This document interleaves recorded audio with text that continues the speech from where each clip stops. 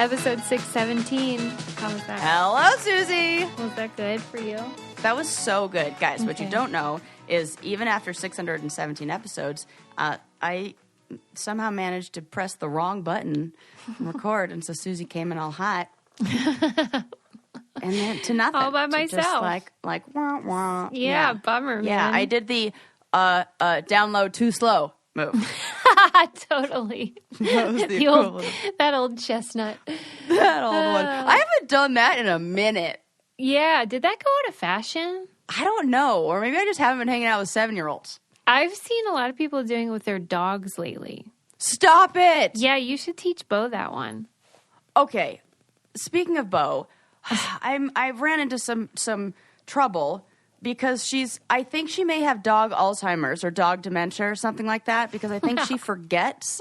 So every day when I'm finished with work, I'll finish my evening sessions and it'll be like 8:30 at night, and she knows that when I go and sit down on the couch, like that's the time. She even knows like when the sessions are about to be over, and she starts bugging me because that's the time where I give her one of those little dental chews. Well, now I think that she doesn't remember that I gave her one. No. And she'll bug me about it like 4 hours later. Oh, my gosh. Or Like- she's just greedy. I mean, Or that. One Yeah. of the two. So I don't know if this is a thing. I'm like, Bo, I did this. And I run through the list. I'm like, you want water? You want to go outside? No, it's a treat. No, we already had these. So I think I may have either created a monster or she has doggy Alzheimer's. you're real strict, though. Only one treat a day? Well, because they say that on the box. I know. This is why I can't have a dog. And she doesn't, I mean, she's old, so she's not like getting a whole bunch of exercise. That's why she should get them. Like, you know how they say if Right, you're just, really like, old, let you her should get just fat. start Like, doing just let heroin her. and stuff? Who says you should start doing heroin? I mean, don't people say that? I feel like there's a middle ground, like drumstick ice cream, like my grandma.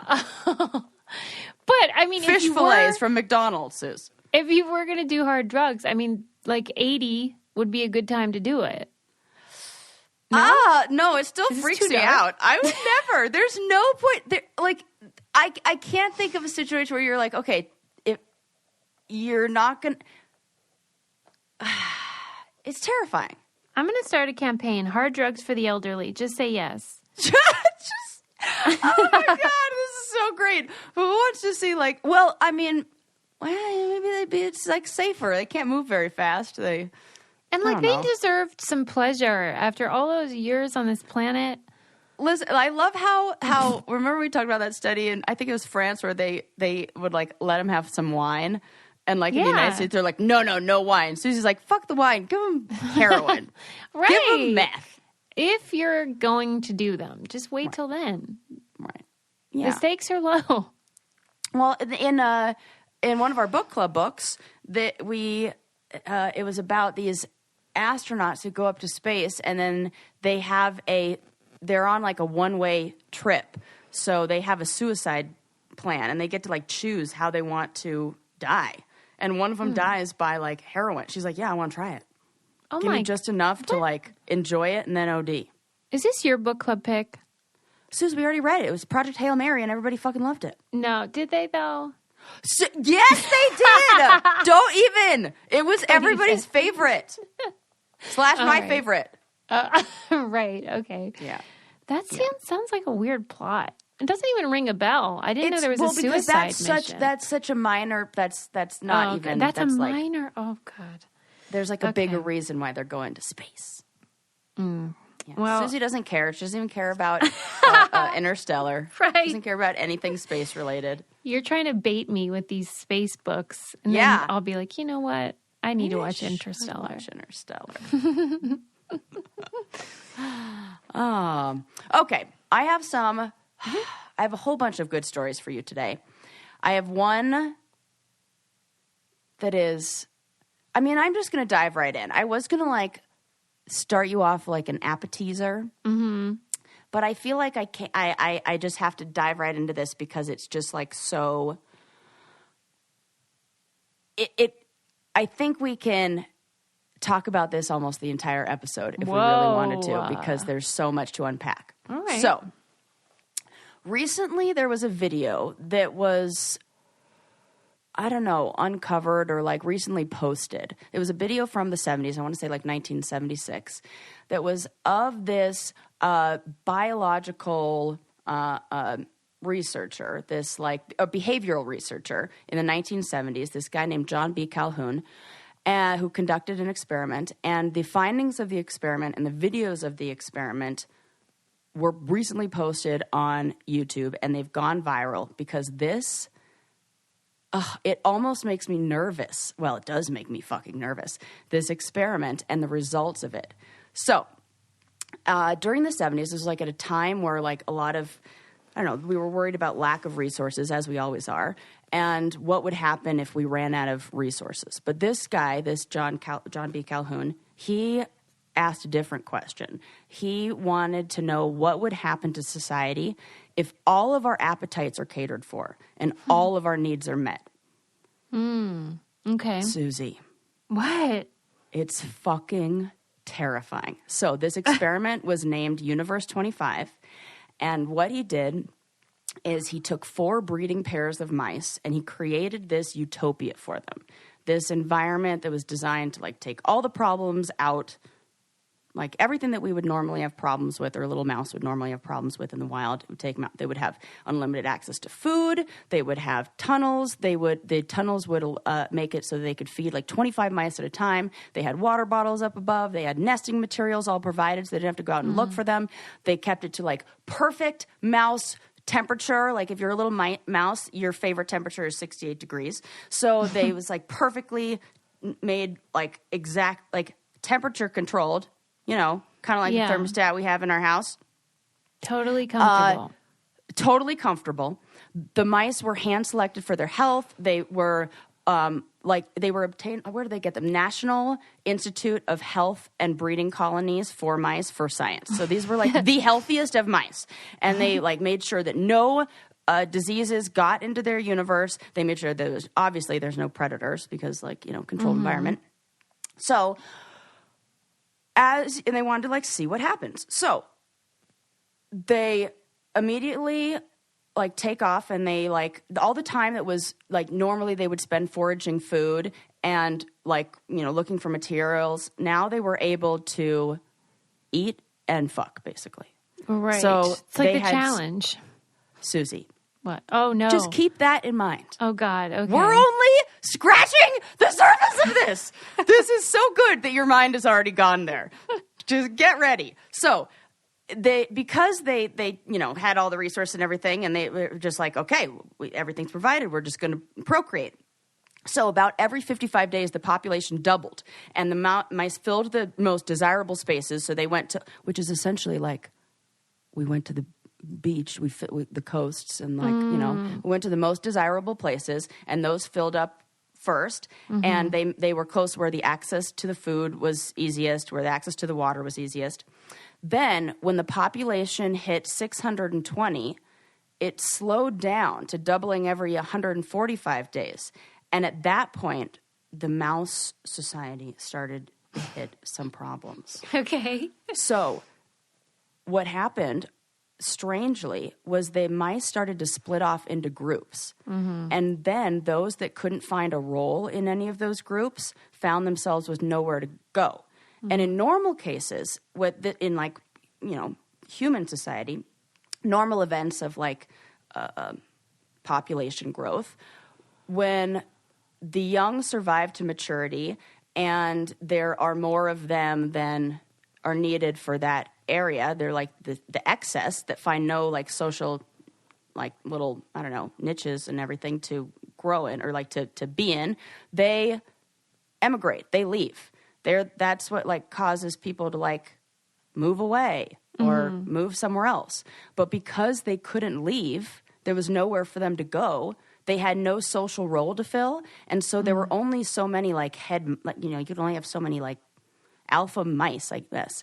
And so these other guys, these other males who failed essentially, withdrew both physically and psychologically, became very inactive, and hung out in large pools near the center of the like their little world and their universe, and all together. Which, if that doesn't sound like fucking what are those online groups of the guys who are incels? I don't know what fucking does. So, like 4chan. And it keeps going. So then they became no longer interested in interacting with any sort of like associates. They didn't even have any sort of like behavioral attacks against, or like territorial attacks against other males. And they would only attack other weak male mice. But when they were getting attacked, they wouldn't defend themselves. They would just lay there and take it. But then when they did that, they would take out that same aggression. They would take out that violence on another one of the weak ones who would just lay there and take it. And they became characterized by so many wounds and all, like they had scar tissue all over the place. And these withdrawn males, they would just lay there immobile.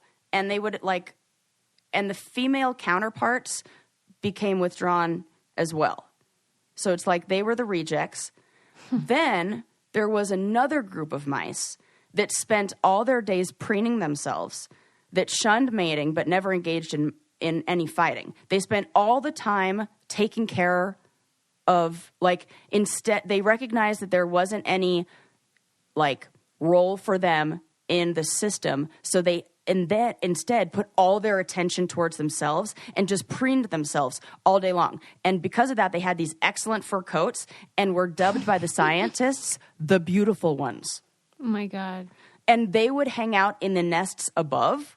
The videos of this are fucking creepy. They would hang out in the nests above, and then they would be like the withdrawn social reject mice who would hang out on the floor, who would just like fight each other all day long. This truly is the challenge. Susie, it is crazy.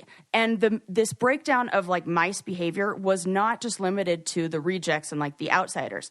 Also, the alpha male mice started becoming extremely aggressive. They would attack others with no motivation and no gain for themselves. They regularly raped both male and female mice. And the violent encounters sometimes ended in cannibalism. Hold it.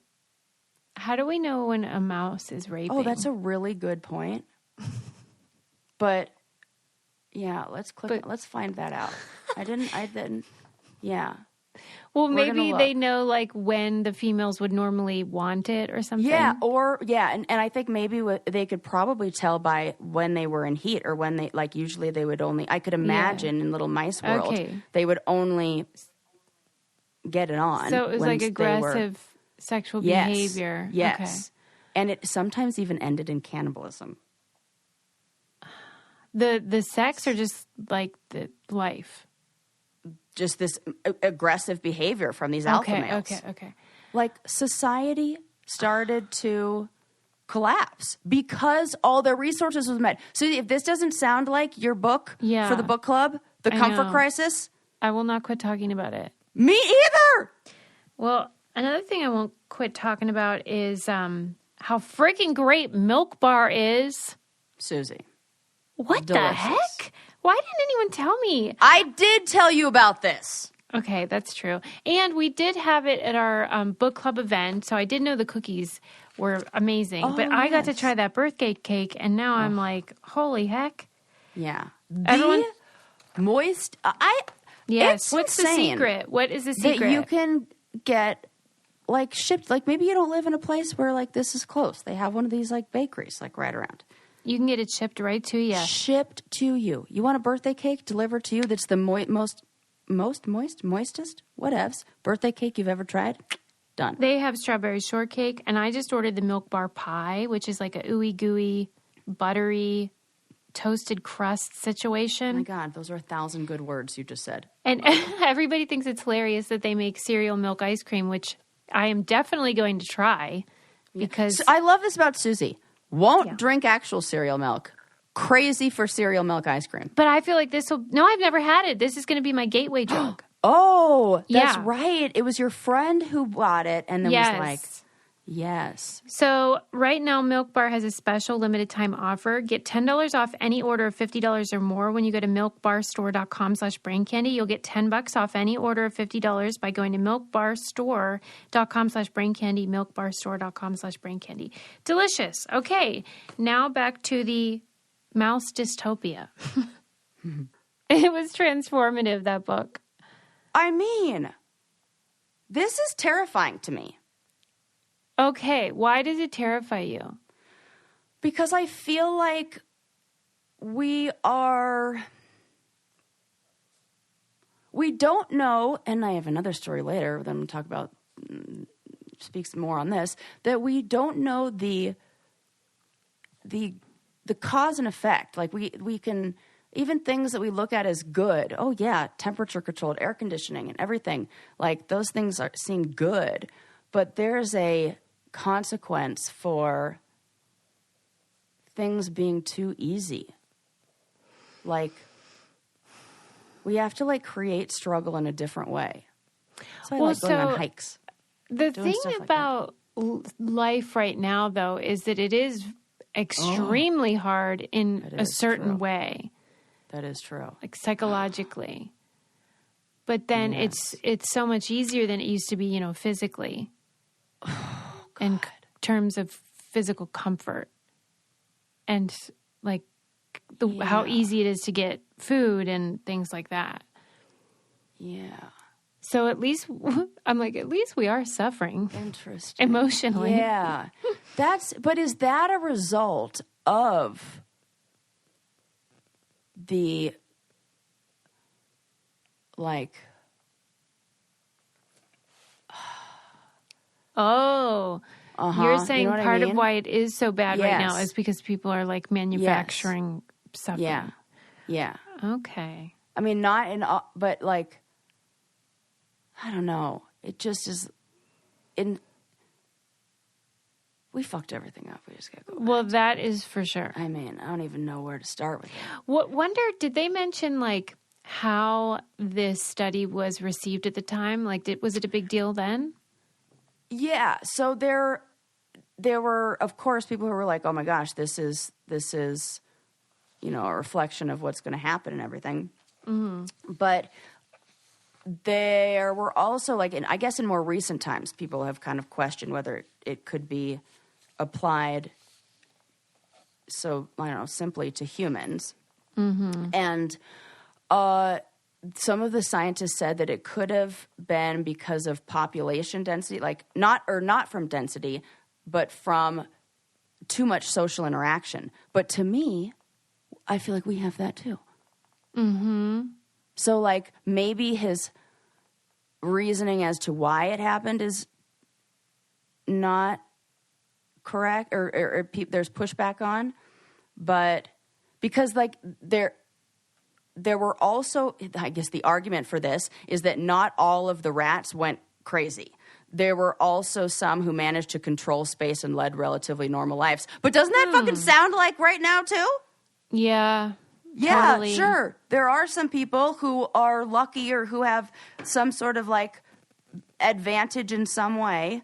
Yeah. That live normal lives, but the rest of us are fucking gnawing off our own tails down here.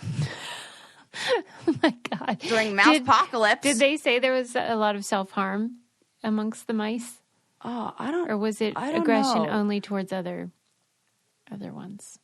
They said mother mice became some other unusual behavior. Mother mice became aggressive towards their babies and towards trespassers.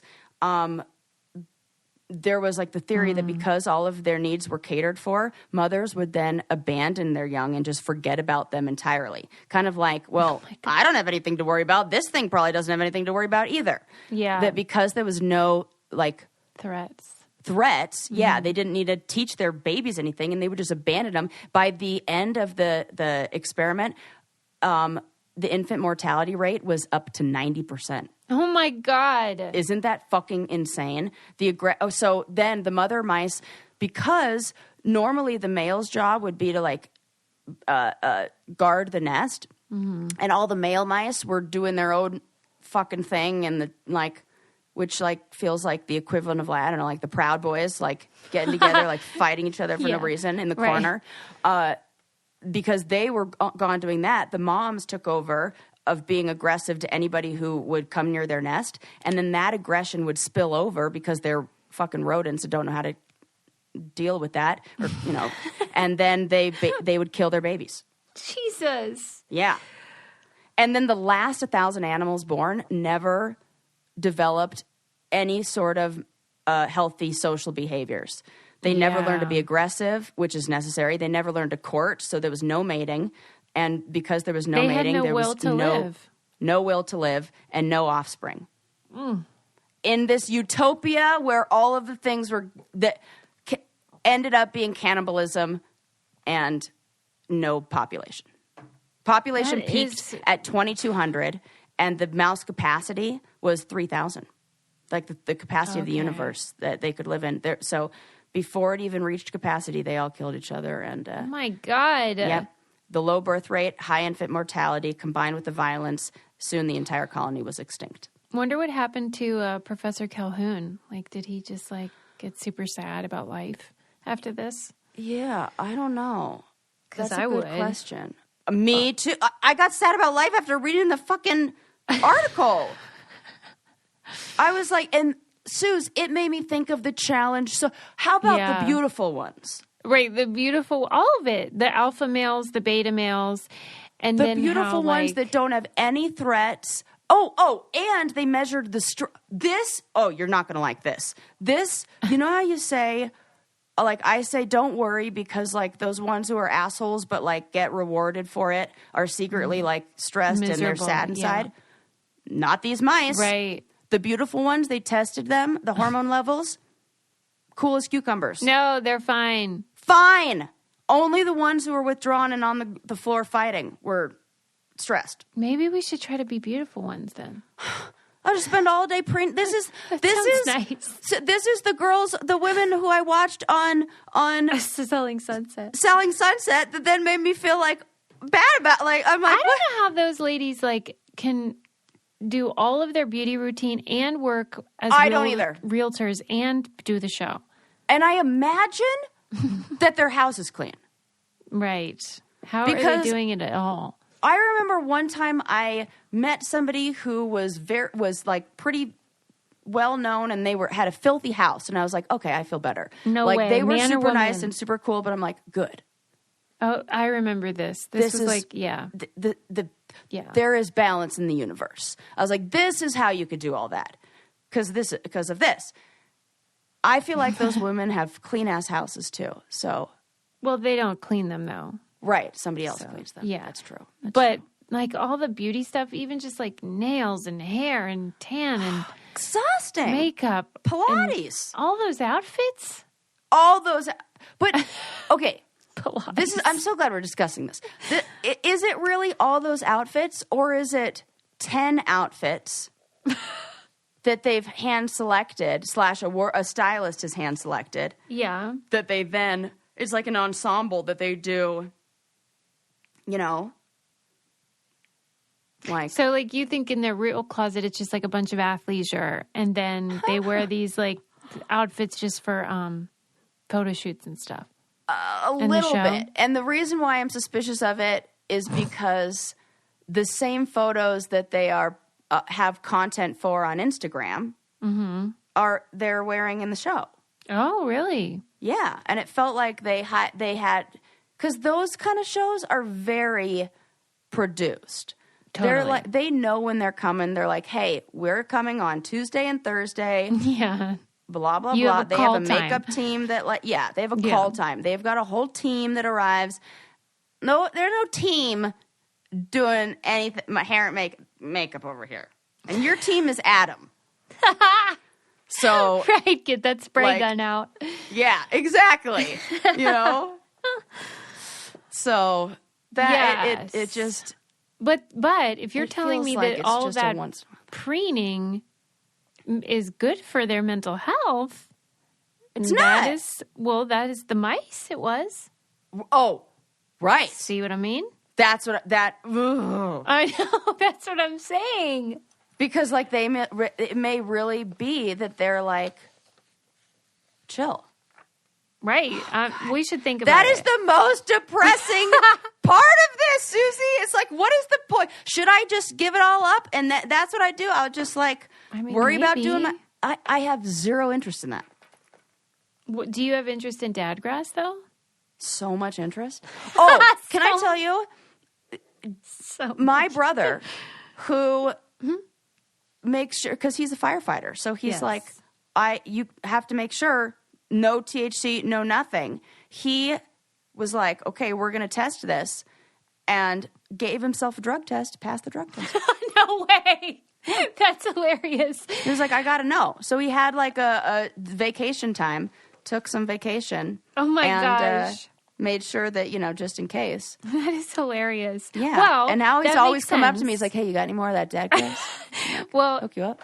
It does make sense because dadgrass, there is THC in it, people, okay? But it's very low and it's high in CBD. And it's legal in all 50 states and can be shipped to your house wherever you live. So it does stand to reason that maybe it is just a small enough amount that he slipped through the cracks. Lucky for him. No, it doesn't. And we were like, it would say on the box, or like they would, no, you're good. You're solid. Let it rip. Chill out. I mean, with some dadgrass. Get a little chilled out, a little buzzy, but not too much. Casual toke, if you will. Casual toke.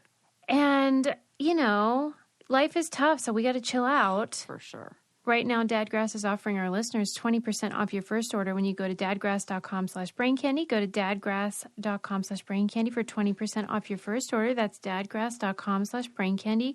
And it would be a very nice Father's Day present, I think. Oh, yeah. Oh, my God. Dadgrass, come on. That would be so cute. Yeah. They can, go out to barbecue, have a little... Yes. And then everybody's happy. Yeah. Somebody make a gift basket with it using AstroTurf. Adorable. So it looks like, or that Easter basket liner that's grass. And then you put, oh, come on. I know. Maybe some golf tees in there, kind of grass, go with a grass theme. I love this. Yeah, I saw a grass scented candle. They love that shit. There you go. Have you ever seen these guys 7:00 in the morning on Saturdays? They're either mowing the lawn or going golfing. You know it, or and I know staring at their lawn. Right, exactly. Or staring at their lawn, right. Adam asked me about 50 times this week, hey, should I go mow the grass? And finally last night I go, quit asking me. Just go mow it. I do not care. That's so funny. Do it, don't do it. I don't care. Next thing you know, he's out there on a riding mower smoking a dad grass joint. Right. He needs it. Putting up with me. Yeah. God bless him. Well, anyway, I'm going to think about this preening thing, and we need to come up with some theories about why that would make you happy to just sit there and be beautiful. Because we know people like about this. Where dad grass was from, or anything like that, or where they can get dad grass. I already did that. Oh, did you? Am I just not? Are you even on dad grass right now? No, I'm not. Yeah, I did the opposite. I did it. I was just, I don't know, in my own zone. I was probably dreaming about lawns in the same way a dad would. That was probably it. Yes. What I'm trying to say is we know people from the challenge that we talk about who are very 100%. Into their looks and very into nothing else. Yes. And we always say, well, they can't be happy. What if they are? Right. The quote from the video says, we called them the beautiful ones because not engaging in any stressful activities and only paying attention to themselves, they started to look like very fine specimens. Oh, for Pete's sake. Yeah. And they're super happy. Super happy. This is not the news I needed And today. they would retire, but they were not interested in mating. They were just like, I just care about myself. And then they would retire to the upper deck of the enclosure and just die. I know one specific challenge person that I would say is exactly like that. Yeah. This fits so many. Yeah. Different parts of... It's just interesting. And then the ones who weren't the beautiful ones, and this was at the very end, right before the whole colony just went extinct. The reject ones formed violent gangs below. as the beautiful ones retired to the upper decks of the enclosure. Wow. So it's mean, either be beautiful or just like end up killing each other and eating your young. Yeah. Boy. And the Calhoun referred to it as, he coined the term that he called behavioral sink. What does that mean? Sink. That Behavioral when sink. there is this unlimited resources and whatever took place here, They just become point that they hit where reproduction totally ceases and normal social behaviors decline, and they call this collapse behavioral sink, which makes sense because don't we always say that it's like people devolve on the challenge? Yes, and they do. And It's in a way, weird. you could be like, yeah, but like you're still fighting for resource, you're fighting for the prize. Yeah, but like, but the state, you're not gonna right. die. You're not. Everything's fine. It's just an interesting thing to watch the video. Well, because the only crazy difference with the challenge, and it would be interesting if somebody did an extension or another version of this study where everything's fine, everything's taken care of, just like on the challenge. But if you want like bonus stuff, like a prize, right? Maybe the addition of that would change behavior in some way. Yes, just something where like, even though you have all of your needs met, right. are you still going to fight it out for this Right. extra thing, this thing that's like, oh, I have more than mine, so that what? You can have a little bit more than the person next to you. That's what I feel like about people like Bezos. Yeah. Where I'm like, what are you doing? You're just creating problems when like you could just go away and just live happy forever. Right. Oh, I have to sneeze. Just let it out. Oh, Whoa. Ooh, that was a good one. I kind of bit my tongue a little. Ow. Well, that was depressing. Thanks for sharing that story, Sarah. Suze, Yeah. I really tried to find articles that were things that Right, were now I not want as good news. depressing. But that one, like when you watch the video and you hear him talk and you see the rats or the mice and you see the ones that have been mauled, like they really do have like no tails. They've been and they just take it. And that just feels like,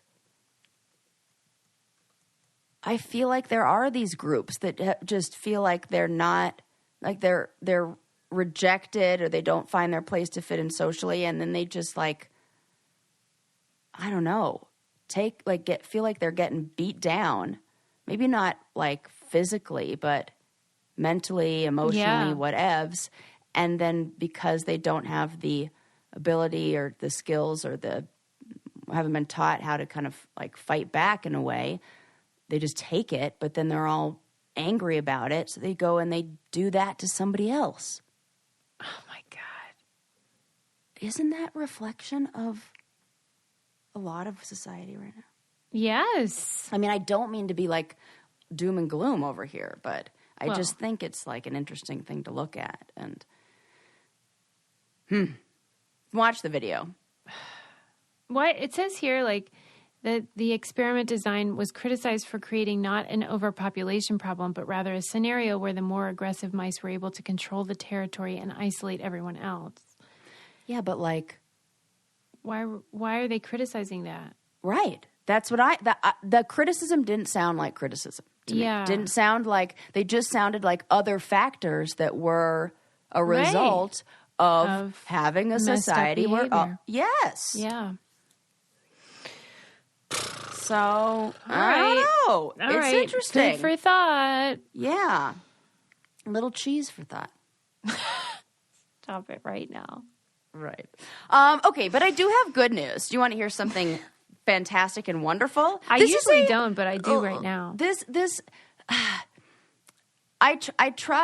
a good news, bad news, take with one hand, give with one hand, take with the other sort of episode. Which because I will always bring up. The best was when Sarah called me after the finale of Rivals 3. Oh, yeah. And I was like, Sarah, oh my gosh, how'd it go? And she's like, well, it's a good news, bad news situation.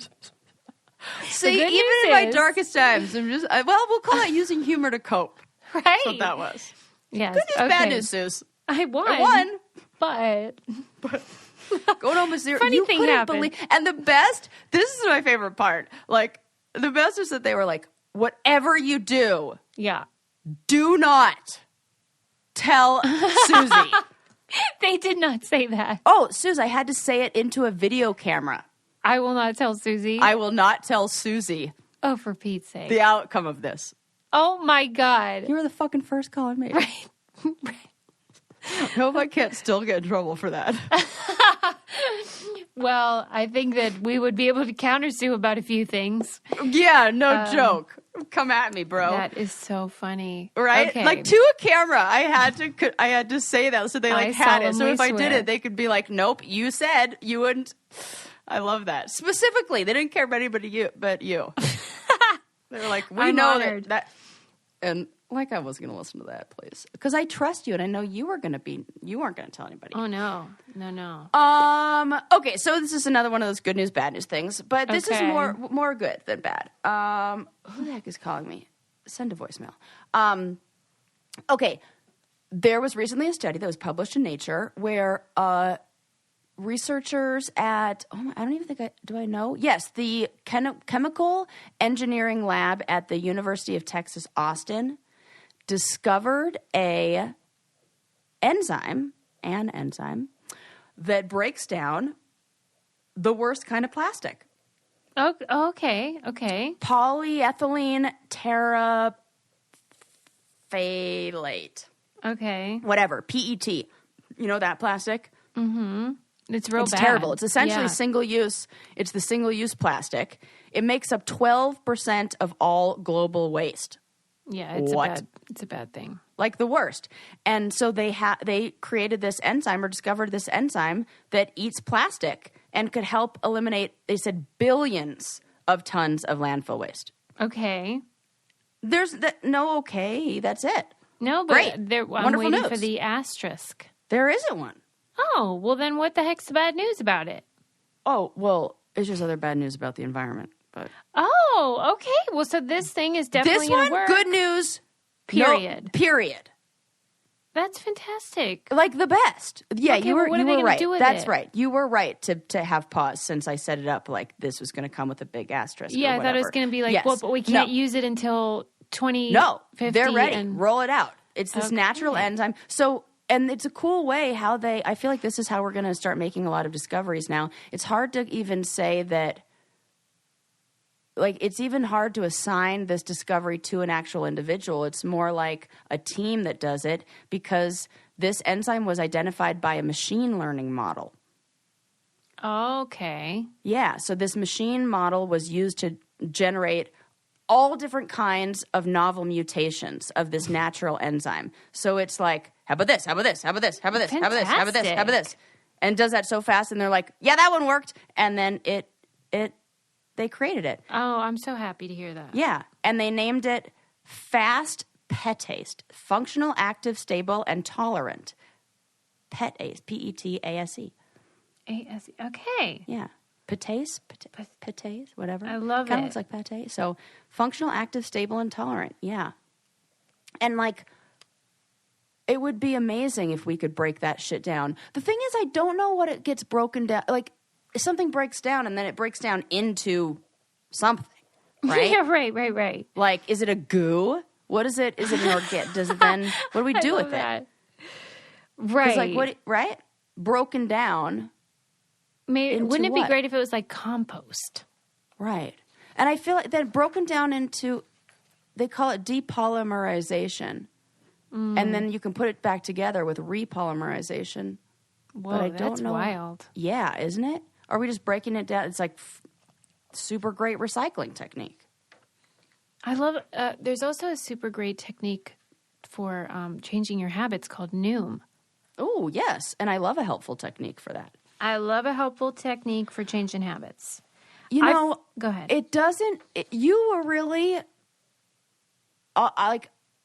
it really helped when you said just pick one thing Yes. to do. Yes. And I use Noom, I'll always say it, to help me start drinking water. Well, And just drinking water and Yes. remembering to stay hydrated had so many positive effects. I ate better. I wanted to work out more. I don't know if it's mental or, well, it is. It is mental. Well, and this is what I did with Adam. I finally convinced him to follow my rule about all you have to do to change your life is to start flossing your teeth. Yeah. And he gets it now. He was like, I totally see what you mean, because what it does is creates a snowball. Yes. But you don't have to think about that. You just have to floss your teeth. You don't have to think about that. Yeah. Right. But It's it kind of changes the like- way you behave in general. And that's Yes. kind of what Noom taps into, is that So cool. you just have to make these small changes and then big things can happen. But people don't believe me. I'm telling you, I have all the secrets over here. Yeah, you Because do. the secret is that there's no secret. Right. It's just like floss your teeth. Science, man. Or whatevs. Make that little change. And then you're like, oh, yeah, okay, I can do that. Anyway, I love Noom for that reason. It follows that cognitive behavioral approach, which I find so helpful. Start building better habits for healthier long-term results. Sign up for your trial at Noom.com/braincandy. That's NOOM.com/braincandy. Are you one of those people that doesn't like to drink water? Is that the problem? Or you just forget? No, I forget. Yeah. Okay. I forget. And it's only like when I'm really thirsty. Well, I swear, the best reminder I have is Bo. Because Bo will she'll go drink her water and then It's I'll very be like, aggressive drinking, too. Yes, Yeah. always. She's always dying. And guys, her water bowl is always full, okay? So I always somehow remember to keep my dog about that. Hydrated. I forget to make dinner for myself, but I'll feed the dog, because she bugs me about it. So I always know. But Yeah, so so she you gotta helps and bug she yourself reminds about me. it. And then I'm like, oh yeah, drink some water. So Yes. it's just a forget thing. Okay. But Just I've checking. been really good. I also tried to follow in Susie's footsteps, and when you say I have to have a really strict schedule and we Yes. have to have that kind of structure because I don't know how to be a person without it. Well, Yes. I think I too don't know how to be a person without it. So I have finally, it only took me 36 years. It's on or off. Sometimes I'm good at it, sometimes I'm not. But I find that don't you know. have to have something that you want more Yes. than whatever the impulse is that you're fighting. yeah. It's almost not an impulse that I'm fighting as much as it is knowing that I have so much to do and not knowing where to start. Mm-hmm. But then it slows me down. It throws me off on all things. So I have an actual checklist that it's like we've discussed before. Remember when this must be 2 years ago, talked about my grown-up chore chart? Yeah. I just recreated the Sarah's chore grown-up chore chart, and now we've broken it down even more in depth, and it's hour by hour each specific day. You check the calendar at 11 o'clock, and if you haven't done everything that's above it, you know what order to do everything in, and then I go and I check the little boxes, and I got to do it. Yeah. And the visual cues help. Mm-hmm. I need all that. And Yeah. I'm realizing it's okay. You do not need to be embarrassed about needing that kind of stuff. No, everybody has different strengths. Right. Yeah. And I need an actual written out hourly schedule. Why or would you be else- embarrassed by that? I don't get it. I don't know, because it makes me feel like a toddler who needs their hand held. We're all toddlers. This is what you'd think I would know this as a therapist, but because I posted the other day this funny video where it was me to other people, you can be good and you don't have to be perfect. You don't have to be great. You don't even have to be good. But I do. I have to be all those things at once. And I know that this is not true. And but you have to remind yourself all the time. I didn't know that you even thought that you needed to do that. Oh my God. Would you say you're a perfectionist? Is that what you would call that? I wouldn't call it a perfectionist. I would say it stems from feeling like my value is in my worth or what I can offer and what I provide, not who I am at any given moment. Kind of like always do your best. Some days your best is different, and some days your best is better than other days. If I'm not giving what I believe is like this, my idea of the best, then I feel like I'm somehow failing. So I don't have the compassion. I do now. Now I do. It took me a long time to get here. Now I understand, and there's more balance. And like I have an awareness of when I'm being critical of myself, or like, my stuff only arrived in my house 1 month ago, 1 month and 2 days ago. Yeah. And I'm like beating myself up that I haven't like finished organizing the garage. Like, relax. Yeah. And it'll get done. Yeah, it's not a race. And it's okay if it doesn't. Right.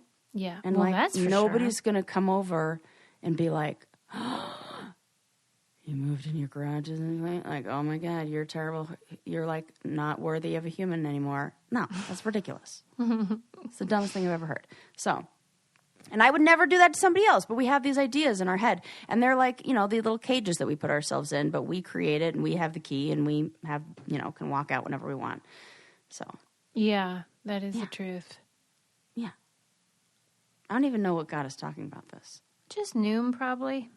It always comes down to, Just Noom. Okay, well, wait. So what's the bad news about the environment? Okay. Bad news about the environment. Yeah. Turns out that declining pollution and the fact that we've done better in Europe and the United States in reducing air pollution has had unintended consequences of making hurricanes stronger. Oh, wow. Okay. There was a study that was done over the past 4 decades on air pollution and its effects. And so it noticed that air pollution declined in Europe and the United States with the adoption, of course, of stronger air quality regulations and all that. And we have seen this burst in tropical cyclone frequencies across the North Atlantic. And we have the opposite thing happening in the other side of the globe, where there was a decrease in some parts in the southern hemisphere and declining air pollution. Like basically where they have a lot of air pollution, they don't have the hurricanes. I wonder how they know that it's causation, not correlation. Right. How in the hell do they test that? It had so the pollution is mostly aerosols, and those aerosols act as believe it or not, a barrier that keeps that area where there is more pollution at a cooler temperature. That as we've gotten rid of the air pollution, we've unintendedly increased the temperatures because that pollution, of course, but this is like this is like one of those studies where like, yes, these are the results, but don't stop doing what you're doing, because the effects of, like, the researchers are like, yeah, it makes cyclones stronger and it increases the odds that we're going to have major hurricanes, but the thing that this does, like by having air pollution, it's much more detrimental. Like, we can't just like go back. Some people are like, oh, maybe we should just like not care and not have these regulations. Climate change deniers would use this. Right, exactly. Yeah. That's why these are like, it's scary. Well, yeah, because people do this all the time. Like, if they're not literate in understanding data, they'll just make it into serve their own agenda. Right. And that's scary. So by eliminating or lowering pollution, the barrier, so then then the temperature is hotter, and that creates a more intense storm? Yep. It creates more intense cyclones, these more intense tropical storms. And as they become more intense, they get closer. And that's why we've seen, like, there weren't a lot of tropical storms during the 70s and 80s. And then during the 90s and 2000s, there was a big boom, a big boost over here. And we kind of think of like, you know, climate change is like just getting hotter, but it's also like, well, that's because they were wild dum-dums weather. and called it global warming for so long. Right. Oh my God, I didn't even think about that, Suze. Yeah, they And could have then just when it would climate snow- change, it got rebranded. Right. They got a better name for it, which was a more accurate depiction. But it kind of feels like the damage was done. Because anytime we get a big snow, then some jackass like conservative will be like, oh, Right. whatever happened to global warming, Al Like, Gore? this is the problem. It shouldn't be snowing in Albuquerque or wherever it is. I don't know. I was trying to name it. It Well, doesn't in snow there. I hope Texas, it doesn't. remember there was that huge storm. Right. Lots of people died. The grid And couldn't then- handle it. And then I just saw an article that said there was a heat wave that we've had. There was one of the biggest heat waves this spring in Texas. Yeah, things aren't going well down there. So like, It's not good. It is not, but at least we have that enzyme. And freaking with the heat wave and there not being enough rain, I saw there's a whole bunch of articles out now that all these bodies are turning up in Lake Mead near Las Vegas, where the mob had like thrown up, like, you know, dumped all their Well, they're in barrels. wise guys Yes, wise guys. who didn't keep their mouth shut. Totally. Sarah's all of a sudden like fluent in mob speak. Listen, I watched all of The Sopranos. Have you I seen know. the Godfather series, the trilogy or whatever it is? Yes, I have. Is it all it's cracked up to be? I was younger. I remember like what? Oh God, this. You know what? You don't have to ever see Interstellar. Now that I think about it, because I don't want to be one of those people, because I know that the way that I watch The Godfather is because some guy that I was dating who probably I never cared about again. Insisted. Like, it was, yes. And I said, oh, I've never seen that. He's like, oh, now we have to watch Right. all of them back to back. And then I was like forced to. And like, I finally, remember when we said on the podcast, you said like, I'm not going to laugh at guys' Yes. jokes when they're not funny anymore. Yeah, that's going great, by the way. It's going fantastic. I also decided that I'm not going to pretend, I'm not going to say yes to watching any stupid movies or shows that they want to, that, because it never goes the other way. They're never sitting there watching Selling Sunset with me. Absolutely not. But I have to watch their shows. So there was one guy who was like, oh, we should watch this movie. And I was like, are you going to be telling me the whole time, like, Watch this part. watch This is here the best and part. and be like mad at me when I'm on my phone? Because I'm not interested in that. Good. I just said it. I And love then we it. didn't watch that movie. I'll tell you what, like if you for real stop courtesy laughing at men, their jokes, their quote unquote jokes, Right. you will be so happy. They will not be, but you will be. Right, they will not be. I'm going on a date on Friday, so we'll see how that works. 'Cause I will be following none of the what science says about how to flirt rules that say you should just laugh at their jokes. Well, hopefully they're funny. If they're funny, Yeah. laugh your head off. Yeah, fingers crossed. We'll see. I mean, I had some guy say to me that he didn't like LGBTQ people because they wanted to cancel Pepe Le Pew, the skunk cartoon character. Oh no, And I just said, I think we're done here. no, yeah. Like, I'm not even going to engage that at all. no, absolutely And not. it's quite liberating. Yeah. Oh God. Yeah, just because all it is just truthfulness. Just not laughing at someone's joke that isn't funny. You're just being honest. That's it. I And wouldn't want they- someone to laugh at my jokes if they weren't funny. Right. I would. Keep laughing. Thank you, at mine. Sarah. Yeah, I'll laugh at yours. Women, that's different. I'll Yeah. stroke your Yeah. ego. I'll stroke any woman's ego. For sure. Happily. Well, because most women are funny. And most guys aren't, but try to be. Yeah, I the think. same guy, the Pepe Le Pew guy, he said to me, oh, you're pretty and funny. You're a unicorn. This was the guy at the party. Yes, yes. Susie! He called him, yes, I won't say what he called himself because I don't want him to hear it, but yes. And I was like, remember I said to you when I told you the Yes, story, I do. like he thinks that a beautiful, funny woman is a unicorn because he's never given anybody a chance to speak, probably. Right. And nobody's going to waste their energy on Some doofus. setting up a joke to some guy who, like, I'm not. Although anybody that's been to a baby shower would question whether women are funny because those things are painful. That is a counterpoint to our argument. I feel like this is going to sound so narcissistic. My participation at a baby shower makes it more fun. Oh, well, that's undeniable. Okay, thank you. Because I feel like I'll bring the laughs. Like, you will be having a good time at a baby shower. Because I will do something where I think I notice when it's stale and I'm like, yes, I can fix this. I just went to one with my mom. Get ridiculous. And I was dreading it. And then when we left, she goes, it seemed like you had a great time in there. And I'm like, that's me trying not to be bored. I'm trying to create fun. We're creating it. Yeah. Yeah. And I'll do that. You're welcome, everyone. You're in the welcome. room. Because otherwise it is painful. Oh, that is so funny. Any hoodles. Yeah. Any hoodles.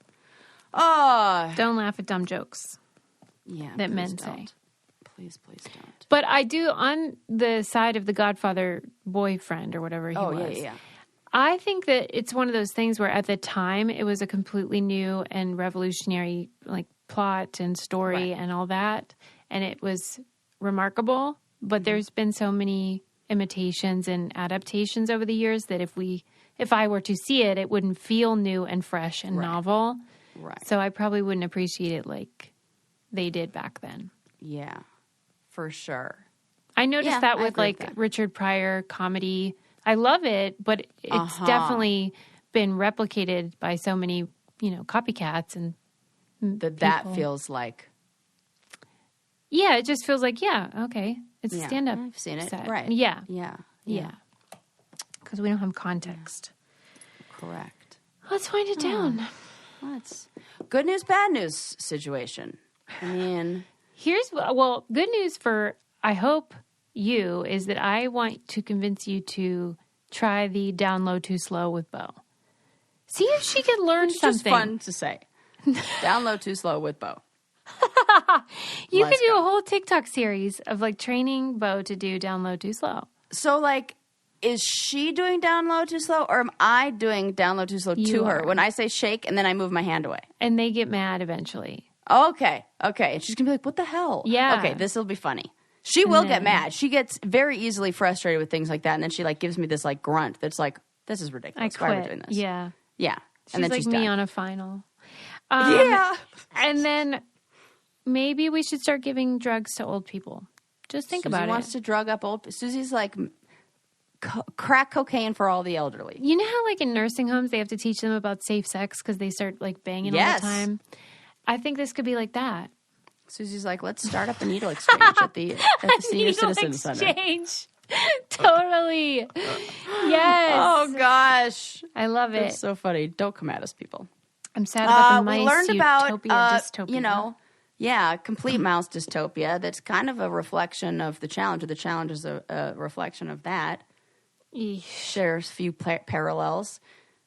Definitely watch the video. It's very peculiar, and it'll make you, I don't know, feel weird. Yeah, I can see that. It's just interesting, and it's in that like 70s sort of like, not sort of, is like 70s footage that just seems like they're doing fucked up shit. Like, Totally. I don't know why. That is so true. Like, this isn't ethical. Yeah, something's not right here. Yeah. Yes. Oh. But in good news, we learned about an enzyme that breaks down plastic. So like, yeah, that's hopeful. Maybe we're not going to have those big old floating plastic. Well, I mean, not a moment too soon either, because things were getting real bad. Right. So shout out to AI. Shout out to AI. And shout out to all of you guys who've left reviews for us, 5 stars only, yes, please. Thank you guys so much. They're so funny. We love you. Yes, and don't forget to subscribe and follow us on social media. Yeah. Tell a friend. Tell a friend. buy our merch. We'll see you next time, everybody. Bye. Bye.